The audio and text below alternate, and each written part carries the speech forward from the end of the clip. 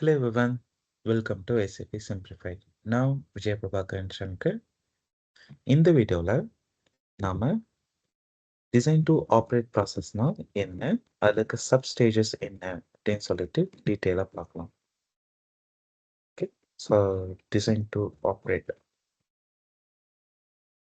Let's begin. Okay, so design to ஆப்ரேட்டில் என்னென்ன stages இருக்கு அப்படின்னு சொல்லிட்டு ஃபஸ்ட் பார்க்கலாம். ஸோ அதில் வந்து டிசைன்,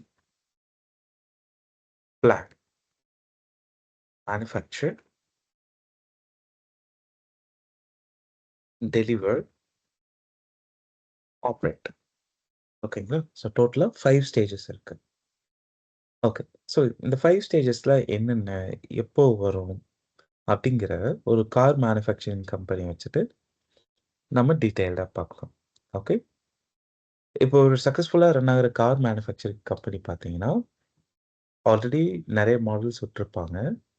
பட் ஆல்வேஸ் அந்த மாடல்ல இம்ப்ரூவ் பண்ணிட்டே இருப்பாங்க. ஸோ பேஸ்ட் ஆன் த கஸ்டமரோட ஃபீட்பேக் பேஸ் பண்ணியும், also health, safety, so multiple திங்ஸை கன்சிடர் பண்ணிட்டு, ஆல்வேஸ் அந்த மாடலுக்கு வந்து நியூ வெர்ஷன் விடலாமா? இல்ல அந்த மாடல் அப்படியே வந்து டீகமிஷன் பண்ணிடலாமா? அப்படின்னு சொல்லிட்டு திங்க் பண்ணிட்டே இருப்பாங்க. ஆல்சோ நியூ மாடல் ஏதாவது விடலாமான்னு சொல்லிட்டு ஆர்&டி பண்ணிட்டே இருப்பாங்க. ஓகே. ஸோ அதெல்லாம் பார்த்தீங்கன்னா, டிசைன் ஸ்டேஜ்ல வரும். ஸோ ஆல்வேஸ் ரெக்யர்மெண்ட்ஸ் கேதர் பண்ணிட்டே இருப்பாங்க. பை போத் கஸ்டமர் ஃபீட்பேக்கை பேஸ் பண்ணியும், ஆல்சோ அவங்களே வந்து நெறைய ஆர்&டி பண்ணி, எப்படி ப்ராடக்ட்ட வந்து இம்ப்ரூவ் பண்ணலான்னு சொல்லிட்டு யோசிச்சிட்டே இருப்பாங்க.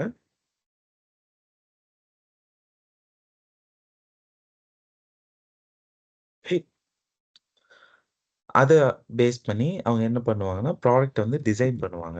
Using collaborative feedbacks.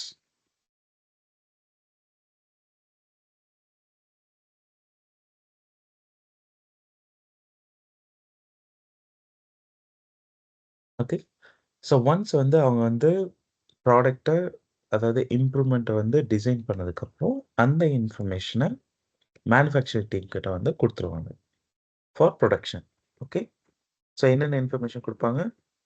அவங்க என்ன ப்ராடக்ட் வந்து அ இம்ப்ரூவைஸ் பண்ண போறாங்க? எந்த மாரிலாம் இம்ப்ரூவைஸ் பண்ணலாம்? அதோட டிசைன்ஸ் எப்படி இருக்கும்? அப்படின்னு சொல்லிட்டு டீட்டெயில்டான இன்ஃபர்மேஷன மேனுஃபேக்சரிங் டீம், புரொடக்ஷன் டீம் கிட்ட குடுத்துரும்.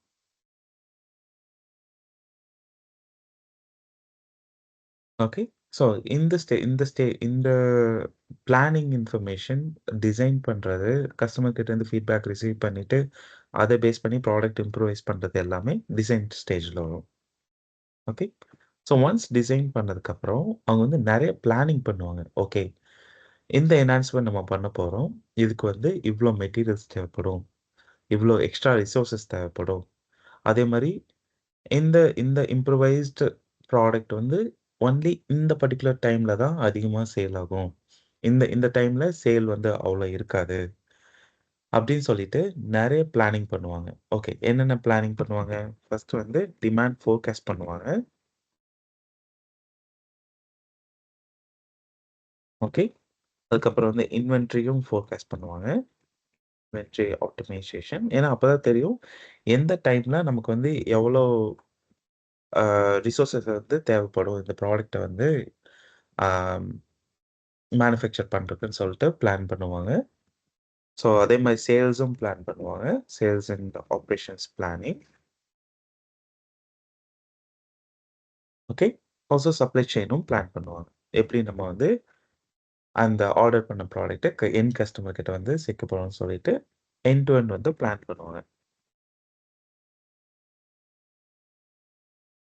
ஸோ இதெல்லாம் டிசைன் கம்ப்ளீட் பண்ணிட்டு, எல்லாத்தையும் பிளான் பண்ணதுக்கப்புறம் தான் அவங்க வந்து மேனுஃபேக்சரிங் ஸ்டார்ட் பண்ணுவாங்க. ஓகே. ஸோ ஒன்ஸ் 2ம் பிளான் பண்ணதுக்கப்புறம், சப்போஸ் நீங்க வந்து இன்னும் source to pay, recruit to retire and order to cash, suppose நீங்க இந்த ப்ராசஸ்லாம் பார்க்கலன்னா, ஆம் பிசினஸ் ப்ராசஸ் பிளேலிஸ்ட்ல இந்த வீடியோஸ்லாம் இருக்கு. போய் செக் பண்ணிட்டு வந்துருங்க. ஸோ அதெல்லாம் இது கூட வந்து இன்டர்ரிலேட் ஆகும். எப்படின்னா, ஸோ ஒன்ஸ் எவ்வளோ மெட்டீரியல்ஸ் வந்து தேவைப்படும், எவ்வளோ ரிசோர்ஸஸ் தேவைப்படும்னு சொல்லிட்டு இவங்க பிளான் பண்ணதுக்கப்புறம், okay. So using source to pay process தேவையான மெட்டீரியல்ஸ வந்து வாங்குவாங்க.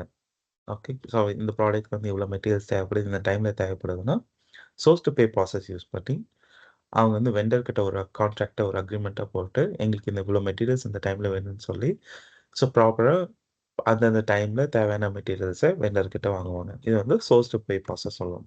ஆல்சோ இதுக்கு தேவையான ஹியூமன் ரிசோர்ஸஸ் தேவைப்படும்ல.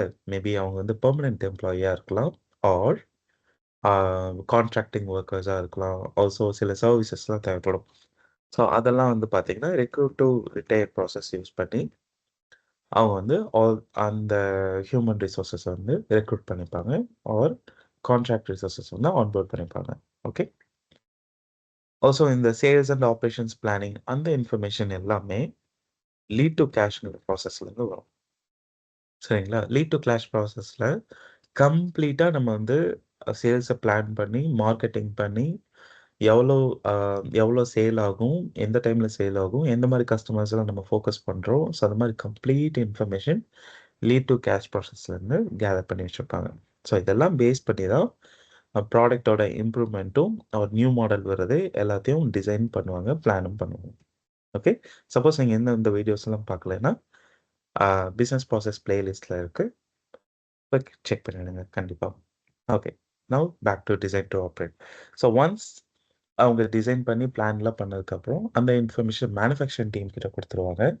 ஸோ அவங்க என்ன பண்ணுவாங்க, ப்ரொவைடர் இன்ஃபர்மேஷன் பேஸ் பண்ணி அவங்க வந்து ப்ராடக்ட்டை வந்து டெவலப் பண்ணுவாங்க. Okay. Integrated manufacturing operations which includes production planning, sub assembly எல்லாமே பண்ணுவாங்க. எண்ட் டு எண்ட் வந்து மேனுஃபேக்சரிங் வந்து நம்ம இந்த பர்டிகுலர் ஸ்டேஜில் வந்து பண்ணுவோம். ஸோ ஒன்ஸ் வந்து மேனுஃபேக்சரிங் கம்ப்ளீட் ஆனதுக்கப்புறம் அந்த ப்ராடக்ட் வந்து லான்ச் பண்ணுவோம். அந்த லான்ச்சிங் சேல்ஸ் ஆர்டர் ப்ராசஸ் எல்லாமே இந்த lead to cash process, part of lead to cash process. Okay. So once வந்து கஸ்டமர் வந்து வில்லிங்காக இருக்காங்க, நான் வந்து ஓகே எனக்கு இந்த மாதிரி ஒரு ஒரு கார் வேணும், இல்லை ஒரு டீலர் கிட்ட இருந்து எனக்கு இந்த மாதிரி ஒரு 10 கார்ஸ் தேவைப்படும் அப்படின்னு சொல்லிட்டு ஆர்டர்ஸ் எல்லாம் வரும். ஸோ ஒன்ஸ் ஆர்டர்ஸ் ரிசீவ் ஆனதுக்கப்புறம் அந்த ப்ராடக்ட்ஸ் எல்லாம் வேர் ஹவுஸ்லேருந்து டெலிவர் பண்ணோம்ல, or maybe some of the products வந்து பார்த்தீங்கன்னா ஃபைனல் ஸ்டேஜில் இருக்கும் மேனுஃபேக்சரிங்கில். ஸோ அதெல்லாம் கம்ப்ளீட் பண்ணி டிரான்ஸ்போர்ட் பண்ணணும். ஸோ அதெல்லாம் வந்து மேனேஜ் பண்ணுறது தான் இந்த particular stage, deliver stage. Okay. So warehouse management, transportation management,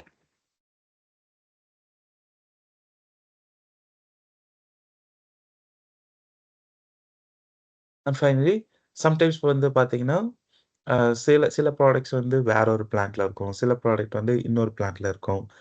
so ஒரு பிளான்ட்லேருந்து இன்னொரு பிளான்ட்டுக்குமே வந்து மூவ்மெண்ட் இருக்கும். ஸோ அதெல்லாம் வந்து என்ன சொல்லுவோம், இன்ட்ரா ஃபேக்டரி லாஜிஸ்டிக்ஸ் அப்படின்னு சொல்கிறோம். ஓகேங்களா? ஸோ ஒன்ஸ் ஆர்டர் வந்துருச்சு, நம்ம எல்லாத்தையும் வந்து டெலிவர் பண்ணிடுவோம் இந்த டெலிவரிங்கிற ஸ்டேஜில். ஓகே. ஸோ ஒன்ஸ் டெலிவர் பண்ணதுக்கப்புறம் என்னன்னா, அகைன் வந்து அவங்க வந்து பார்த்தீங்கன்னா கண்டினியூஸாக அந்த அந்த நியூ இம்ப்ரூவ்மெண்ட்டையும் நியூ மாடலையும் கண்டினியூஸாக மானிட்டர் பண்ணிகிட்டே இருப்பாங்க. ஏன்னா அதில் ஏதாவது இஷ்யூஸ் இருக்கா, இல்லை அதில் அகைன் அந்த இம்ப்ரூவைஸ்டு ப்ராடக்ட்டில் ஏதாவது இம்ப்ரூவ் பண்ணணுமா அப்படின்னு சொல்லிட்டு கம்ப்ளீட்டாக ட்ராக் பண்ணிட்டு இருப்பாங்க. அதில் ஏதாவது இஷ்யூஸ் இருக்கா, ஆல்சோ ஏதாவது கரண்ட்டாக இருக்க மாடலை டீகமிஷன் பண்ணணுமா. ஸோ அந்த மாதிரி மல்டிபிள் திங்ஸை வந்து அவங்க வந்து பிளான் பண்ணுவாங்க. ஸோ அதெல்லாம் வந்து பார்த்தீங்கன்னா இந்த ஆப்ரேட்டிங் ஸ்டேஜில் வரும். ஓகே. ஸோ நியூவாக ரிலீஸ் பண்ண ப்ராடக்ட்டை ஆன்போர்ட் பண்ணி, ஆன்போர்ட்னா ஒன்றும் இல்லை, அந்த ப்ராடக்ட்டுக்குன்னு தனியாக லாக்ஸ் வந்து மெயின்டைன் பண்ணுவாங்க, அனாலிசிஸ் லாக்ஸ் வந்து மெயின்டைன் பண்ணுவாங்க. ஓகே. அந்த ப்ராடக்ட் வந்து கரெக்டாக நல்லா இருக்கா அப்படின்னு சொல்லிட்டு ரிஸ்க் அசஸ் பண்ணுவாங்க.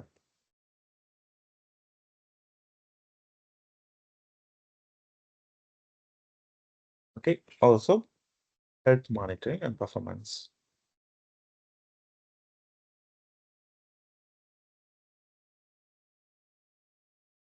இதெல்லாம் கன்டினியூஸாக ட்ராக் பண்ணிகிட்டே இருப்பாங்க. ஓகேங்களா? ஸோ இந்த இன்ஃபர்மேஷன் வச்சு தான் அகைன் அந்த அந்த மாடலுக்கு வந்து புதுசா மாடல் வரலாமான்னு சொல்லிட்டு அகைன் ஸ்டேஜ் 1லேருந்து கன்டினியூஸா திங்க் பண்ணி இன்னோவேட்டிவ் ப்ராடக்ட்ஸ் வந்து அவங்க வந்து டெலிவர் பண்ணுவாங்க. ஓகே. ஸோ இதுதான் design to operate process. So already existing ப்ராடக்ட்க்கு இம்ப்ரூவைஸ் பண்ணலாமான்னு சொல்லிட்டு பிளான் பண்ணுவாங்க, இல்லை நியூ ப்ராடக்ட் இல்லாமான்னு பிளான் பண்ணுவாங்க. பிளான் பண்ணி அதுக்கான எவ்வளோ மெட்டீரியல் தேவைப்படும், எந்த டைம்ல எவ்வளோ சேல்ஸ் இருக்கும், அதை எப்படி சப்ளை செயினை வந்து எப்படி ஸ்மூத்தாக பண்ணலாம்னு சொல்லிட்டு ப்ராப்பராக பிளான் பண்ணிவிட்டு அதுக்கு தேவையான மெட்டீரியல்ஸ், தேவையான ரிசோர்ஸஸ், தேவையான மார்க்கெட்டிங் எல்லாமே source to pay process, recruit to retire process, lead to cash process இந்த ப்ராசஸ்லாம் யூஸ் பண்ணி கேதர் பண்ணிட்டு அப்புறம் இன்டெகிரேட்டடாக மேனுஃபேக்சர் பண்ணுவாங்க. ஸோ ஒன்ஸ் மேனுஃபேக்சரிங் பண்ணோடனே paste on the customer orders அவங்க வந்து வேர் ஹவுஸ் மேனேஜ் பண்ணுறது, டிரான்ஸ்போர்ட் மேனேஜ்லாம் பண்ணி அந்த எண்ட் டு எண்ட் ப்ராடக்ட்டை வந்து கஸ்டமர் கிட்ட கொடுப்பாங்க. ஆல்சோ கஸ்டமர் கிட்ட கொடுத்தோன்னே அவங்களோட ஒர்க் முடிஞ்சிடாது. அவங்க கண்டினியூஸாக அந்த ப்ராடக்ட் வந்து டிசைன் பண்ண டிசைன் பண்ண அளவுக்கு அது வந்து ப்ராப்பராக வந்து ஒர்க் ஆகுதா அப்படின்னு சொல்லிட்டு கண்டினியூஸாக அசஸ் பண்ணிகிட்டே இருப்பாங்க. ஆல்சோ ப்ராப்பரா பெர்ஃபார்ம் பண்ணுதா, நம்ம பிளான் பண்ண அளவுக்கு பெர்ஃபார்ம் பண்ணுதா அப்படின்னு சொல்லிட்டு கன்டினியூஸா அத ட்ராக் பண்ணுவாங்க. ட்ராக் பண்ணி அதுக்கேத்த மாரி இன்னும் நெறைய இன்னோவேட்டிவ் ஐடியாஸ் யூஸ் பண்ணி நியூ ப்ராடக்ட் லான்ச் பண்ணலாமா? இல்ல அதோட இம்ப்ரூவைஸ் பண்ணலாமான்னு சொல்லிட்டு செக் பண்றது தான் design to operate process. Okay.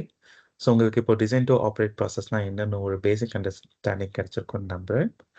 So next வீடியோல நம்ம என்ன பார்க்கலாம்னா, இதுல இருக்க சப் ப்ராசஸ்லாம் என்னென்ன? ஆல்சோ இதுல அசோசியேட்டா இருக்க எஸ்ஏபி ப்ராடக்ட்ஸ்லாம் என்னென்னன்னு டீட்டெயில்டா பார்க்கலாம். Okay. Thank you. Thank you for வாட்சிங்.